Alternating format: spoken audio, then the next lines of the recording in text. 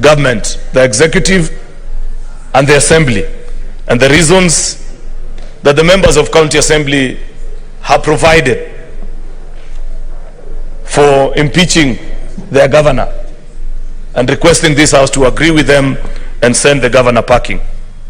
We have two ways, Mr. Speaker, that we can reach an agreement or establish, because this house, as you have given in your communication, Mr. Speaker, now ceases being just a house of parliament, but also takes up an extra duty of being a quasi-judicial gathering, where members of this house will listen and peruse through the evidence that is adduced before them, or by way of plenary, or by way of a special committee, such as what is being proposed before us, Mr. Speaker, and guide the entire House. Mr. Speaker, I am aware that over the years, and it's good to put matters into perspective so that maybe many of our colleagues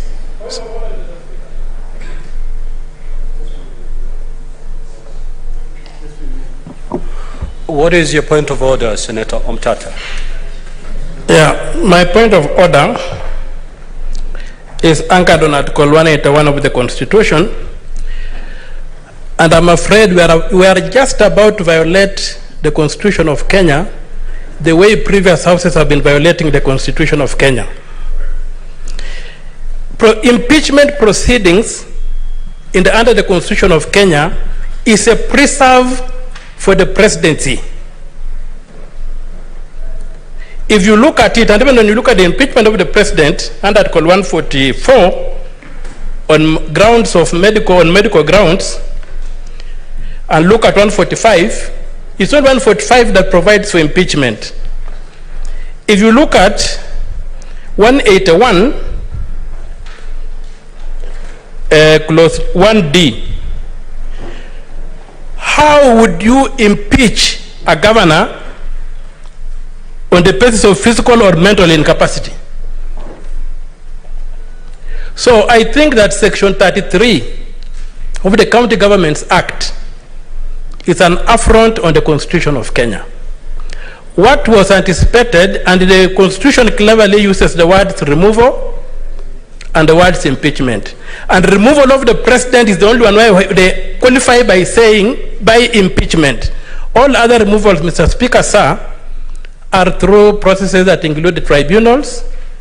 Just the other day, we saw the National Assembly consider a motion to remove commissioners of IBC. They went and there's a tribunal that has been formed. It's a full trial. It cannot, there's no provision in the Constitution of Kenya for putting a governor of any county of Kenya through a political trial. We should not violate the Constitution again. Article 33 needs to be looked at and expunged. Senator Omtata, you may be raising your points of order not at the appropriate time. I'm guided, Your Honor. Yes. You'll guide me when to raise them, please. If you read at the fourth,